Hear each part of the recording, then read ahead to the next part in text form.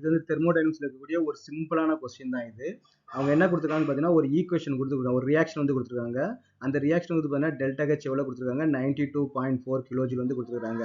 அந்த ரியாக்ஷன் நமக்கு என்ன பண்ணுது பார்த்தீங்கன்னா அம்மோனியா தான் நமக்கு வந்து ஃபார்ம் ஆகுது. ஓகேவா?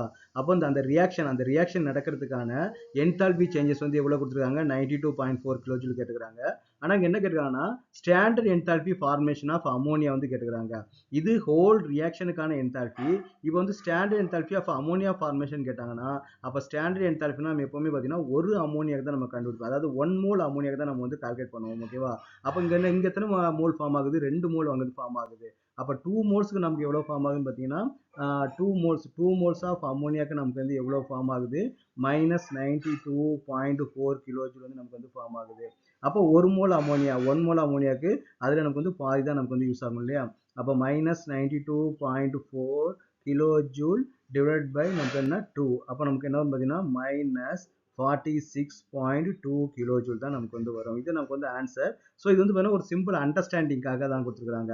இது வந்து பார்த்தீங்கன்னா ரியாக்ஷன் என்தால்பி. இந்த ரியாக்ஷன் நடந்து முடியறதுக்கு -92 ரியாக்ஷன் நடந்து முடிஞ்சதுக்கப்புறம் இவ்வளோ எனர்ஜி நமக்கு வந்து ரிலீஸ் பண்ணுது. அப்போ ஸ்டாண்டர்ட் அமோனியா என்தால்பி ஃபார்மேஷன் பார்த்தீங்கன்னா ஒரு அமோனியாக்கு தான் நம்ம வந்து மென்ஷன் பண்ணணும். அப்போ ஒரு அமோனியாக்கு அதில் வந்து பாதி வந்து நமக்கு வந்து எனர்ஜி வந்து நமக்கு வந்து ரிலீஸ் ஆகும்.